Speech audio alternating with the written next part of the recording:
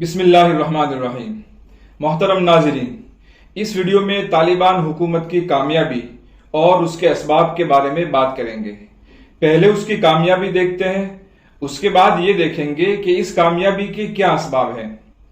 ابھی حال ہی میں افغانستان کے معاشی حالات پر عالمی بینک نے رپورٹ جاری کی ہے، جس کے مطابق افغان کرنسی مستحکم اور مضبوط ہوئی ہے اور ملک میں گزشتہ سال کے مقابلے میں مہنگائی 9% کم ہوئی ہے۔ ورلڈ بینک کی رپورٹ کے مطابق افغان کرنسی دوسری کرنسیوں کے مقابلے میں مضبوط ہوئی ہے۔ اس کے علاوہ افغانستان میں کھانے پینے کی چیزوں کی قیمتوں میں 12% کمی دیکھی گئی ہے۔ ورلڈ بینک کا کہنا ہے کہ پچھلے سال کی بنسبت اس سال افغان کرنسی ڈالر کے مقابلے میں زیادہ مضبوط ہوئی ہے۔ اس رپورٹ کے مطابق افغانی کرنسی ایرانی کرنسی کے مقابلے میں 41%، پاکستانی روپیہ سے 29%، چینی کرنسی سے 6%، یورو سے 5% اور امریکی ڈالر سے 7% مضبوط ہوئی ہے۔ ورلڈ بینک کا مزید کہنا ہے کہ اس سال کے پہلے 5 مہینوں میں افغانستان کے کرنسی ایکسچینج میں گزشتہ سال کے مقابلے میں 8% اضافہ دیکھنے کو ملا ہے، اور اسی سال کے ابتدائی 5 مہینوں میں ملک کی آمدنی 76 ارب افغانی تک پہنچ گئی ہے۔ قومی خزانے کا سب سے زیادہ حصہ یعنی کہ 60% حصہ بارڈر کسٹم ڈیوٹی کی مد میں ایران اور پاکستان کے ساتھ تجارت کی بنا پر حاصل ہوا ہے، جو گزشتہ سال کی نسبت 13% زیادہ ہے۔ افغانستان نے پچھلے سال کے مقابلے میں اس سال کے ابتدائی 5 مہینوں میں اپنی برآمدات یعنی کہ ایکسپورٹ میں 32% اضافہ کیا ہے۔ یہ وہ کامیابی ہے جو بڑے مضبوط اور وسائل سے بھرپور ممالک بھی آسانی سے حاصل نہیں کر سکتے ہیں۔ طالبان نے یہ کامیابی عام حالات میں نہیں بلکہ بڑے چیلنجوں اور مشکلات کے اندر رہ کر حاصل کی ہے۔ بے شمار اندرونی مسائل کے ساتھ ہارنے والے بہادر امریکہ نے افغانستان کے لگ بھگ 10 ارب ڈالر کے اثاثے منجمد کیے ہوئے ہیں۔ یہ تو اقتصادی کامیابی ہے۔ اس کے علاوہ ملک میں امن و امان قائم کرنے میں اور جرائم کی روک تھام میں، نشہ آور چیزوں پر کنٹرول حاصل کرنے میں طالبان نے بے مثال کامیابی حاصل کی ہے۔ جب افغانستان طالبان کے کنٹرول میں آیا تب دنیا سمجھ رہی تھی کہ حکومت کو چلانا اور اس میں کامیابی حاصل کرنا ان ملاؤں کا کام نہیں ہے۔ نیز قدم قدم کی مشکلات میں طالبان کی کامیابی بہت ہی مشکل نظر آ رہی تھی، لیکن طالبان نے جس پرامن طریقے سے معاملات پر کنٹرول حاصل کیا ہے وہ کسی کرشمے سے کم نہیں ہے۔ اب یہ جانتے ہیں کہ اتنی واضح اور تیز رفتار کامیابی کے پیچھے آخر کیا اسباب ہیں، وہ کون سی وجوہات ہیں جس کی بنا پر ملاؤں کی جماعت نے دنیا کے تمام اندیشوں کو غلط ثابت کر دیا۔ تو اس کا حقیقی جواب یہ ہے کہ ان کا نظام حکومت اور سیاست کا طرز دنیا والوں سے مختلف ہے۔ وہ دنیا میں رائج نظام حکومت کے تابع دار نہیں ہے بلکہ ان کا ایک خاص نظام حکومت ہے۔ اس کے قوانین، اس کے نظریات عام دنیا سے بالکل الگ ہے۔ ان کے پاس ایک مکمل نظام سیاست ہے اور سب سے بہترین نظام اور سسٹم ہے۔ یہی نظام اور سسٹم ان کی کامیابی کا راز ہے۔ آج دنیا کو اسی نظام اور سسٹم کی ضرورت ہے۔ اس نظام کا نام ہے خلافت اسلامیہ یا امارت اسلامیہ۔ ہم اختصار کے ساتھ اس نظام اور سسٹم کی کچھ خوبیاں بیان کرنے کی کوشش کریں گے۔ ان میں سے پہلی اور سب سے اہم خوبی سمجھنے کے لیے تاریخ میں تھوڑے پیچھے چلے جائیں، جب بادشاہت کا نظام دنیا میں چل رہا تھا اور ایک ہی آدمی اور ایک ہی خاندان پورے ملک کی قسمت کا مالک ہوتا تھا۔ ملک کی جائیداد اور ملک کے لوگوں پر اس کا کنٹرول ہوتا تھا۔ وہ کسی قانون کا پابند نہیں ہوتا تھا اور نہ وہ کسی کے سامنے جواب دہ ہوتا تھا۔ بادشاہت کے اس نظام میں عوام اور پبلک پر بہت زیادہ ظلم ہوتا تھا، ان سے آزادی چھین لی جاتی تھی۔ اس ظلم اور غلامی سے تنگ آ کر لوگوں نے بادشاہی نظام سے بغاوت کی اور اس کی جگہ جمہوری نظام قائم کیا۔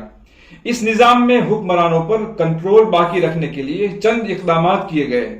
ایک تو اختیارات کو الگ الگ اداروں میں تقسیم کر دیا گیا، اس طرح کہ اب جو قانون بنائے گا وہ اس کو نافذ نہیں کرے گا اور جو قانون نافذ کرے گا وہ قانون بنائے گا نہیں۔ قانون کی خلاف ورزی ہوئی تو انصاف کرنے کا اختیار بھی الگ ادارے کو دے دیا۔ دوسرا کام یہ کیا گیا کہ حکومت سازی اور قانون سازی کا اختیار عوام کی اکثریت کو دیا گیا۔ عوام کی اکثریت کی رضامندی پر حکومت بنے گی اور اسی کی رضامندی کے بعد قانون بنے گا۔ لیکن یہ نظام بھی کمزوریوں سے نہیں بچ سکا۔ پہلی کمزوری تو یہ ہے کہ عوام کی اکثریت سوچنے سمجھنے والی نہیں ہوتی، ان کو جذبات کے بہاؤ میں بہانا آسان ہوتا ہے۔ عوام کی اکثریت کو کسی فریب میں مبتلا کرنا یا کسی غلط فیصلے پر یا قانون پر راضی کر لینا ناممکن نہیں ہے۔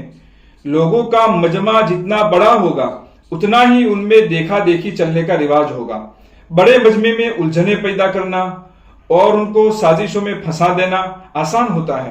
چالاک سیاستدان اپنے مفادات کو پورا کرنے کے لیے اس کمزوری کا بھرپور فائدہ اٹھاتے ہیں اور عوام کو دھوکہ میں یا اندھیرے میں رکھ کر اپنا مطلب پورا کرتے ہیں۔ عوام میں سوچنے سمجھنے والے کچھ لوگ ہوتے ہیں، لیکن عوام کے لیے چالاک دھوکے باز سیاستدانوں اور سچے مخلص لوگوں کے درمیان فرق کرنا مشکل ہوتا ہے۔ اس لیے عوام کی اکثریت کو اختیار دینے سے ہرگز یہ ضمانت نہیں ملتی کہ اب سارے فیصلے درست ہوں گے۔ دوسری بات یہ کہ کہنے کو تو حکومت اور قانون عوام کے ہاتھوں میں ہوتا ہے، لیکن در حقیقت عوام خود حکومت نہیں کرتے اور نہ قانون بناتے ہیں، بلکہ ان کے نمائندے حکومت چلاتے ہیں اور قانون بناتے ہیں۔ نمائندے تجویز کرنے کے بعد عوام کے ہاتھوں سے اختیارات ختم ہو جاتے ہیں اور چند نمائندوں کے ہاتھوں میں چلے جاتے ہیں، اور ان چند نمائندوں کو لالچ یا ڈر میں پھنسانا مشکل نہیں ہے، یا ان کا اپنے مفادات میں بہ جانا بھی مشکل نہیں ہے۔ یہ بات بھی نوٹ کرنے کے قابل ہے کہ حکومت کے ہاتھوں میں ملک کا سارا فنڈ اور جائیداد ہوتی ہے، اور فورس بھی حکومت کے ہاتھوں میں ہوتی ہے۔ پیسہ اور پاور ایک ہی ادارے کے پاس ہونے کی وجہ سے دوسرے اداروں اور عوام کے نمائندوں کی آواز اور فیصلوں میں کوئی زیادہ اثر باقی نہیں رہتا ہے۔ ان کو ڈرانا یا للچانا ناممکن نہیں ہے۔ جب ملک کے سارے اداروں کے پاس برابر پیسہ ہو اور فورس بھی ہو تو ان سے حکومت پر واقعی دباؤ ڈالا جا سکتا ہے، لیکن اس صورت میں پھر آپسی لڑائیوں کا خطرہ کھڑا ہو جائے گا۔ رہی بات قانون کی، تو اس کا حال تو یہ ہے کہ قانون کے ذریعے انصاف بھی کیا جا سکتا ہے اور اسی کا غلط استعمال کر کے ظلم اور کرپشن بھی کیا جا سکتا ہے، اور قانونی داؤ پیچ سے عوام کی پکڑ سے بچنا ممکن ہے اور دوسرے اداروں کی آنکھوں میں دھول جھونکنا بھی ممکن ہے۔ جب تک قانون کے ساتھ ایسا ڈر نہ ہو جس سے بچنا یا اس کو دھوکہ دینا ناممکن ہو، اس وقت تک قانون سے کھلواڑ کرنے کا راستہ کھلا رہتا ہے۔ خلاصہ یہ کہ جمہوریت میں عوام کی اکثریت کو اختیار دے کر اور اختیارات کو تقسیم کر کے ظلم اور ناانصافی کو روکنے کی کوشش کی گئی ہے، لیکن اس کے باوجود قانون سے کھلواڑ کرنے، عدل و انصاف کے تقاضوں کو پامال کر کے قانون سے بچنے کے راستے کھلے رہتے ہیں۔ اتنا فرق ہے کہ بادشاہت میں حاکم کے لیے سارے دروازے چوپٹ کھلے ہوتے ہیں اور جمہوریت میں کچھ دروازے بند کر دیے گئے ہیں لیکن کھڑکیاں اب بھی کھلی ہوئی ہے۔ اسلامی نظام حکومت میں حاکم کو پابند کرنے کے لیے توحید کا تصور ہے، یعنی کہ وہ حکومت چلانے میں اللہ کے احکام کا پابند ہے اور اللہ تعالیٰ اس کے ظاہر و باطن کو، خلوت و جلوت کو جانتے ہیں اور دل کے ارادوں سے بھی واقف ہے، اور اس کو اس کے تمام اعمال کا اللہ کے سامنے حساب دینا پڑے گا۔ وہ قادر اور علیم ہے، اس کی جانکاری سے اور اس کی پکڑ سے بچنا مشکل ہی نہیں بلکہ ناممکن ہے۔ پھر یہ توحید کا تصور کوئی وہم یا کوئی کھوکھلا تصور نہیں ہے۔ کھوکھلے تصورات کا زندگی پر کوئی خاص اثر نہیں ہوتا ہے، اسی طرح توہمات کا بھی گہرا اثر نہیں ہوتا ہے۔ زندگی پر وہی نظریات و تصورات اثر انداز ہوتے ہیں جن کی بنیاد مضبوط دلائل پر ہو۔ توحید کا تصور بھی ناقابل تردید دلائل پر مبنی ہے۔ توحید کی سچائی پر ایسے قوی دلائل موجود ہیں جن کو رد کرنا ناممکن ہے۔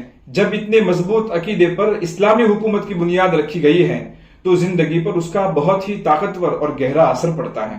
چنانچہ جب کوئی حاکم اس عقیدے اور یقین کے ساتھ حکومت کرتا ہے تو اس کے لیے ناانصافی کا کوئی چانس ہی نہیں رہتا، بلکہ اسلامی حاکم ہر وقت اس ڈر میں رہتا ہے کہ کہیں اس سے کوئی غلطی نہ ہو جائے، کہیں اس سے کوئی ظلم نہ ہو جائے۔ وہ عوام کے پاس جا جا کر ان کے حقوق ادا کرتا ہے۔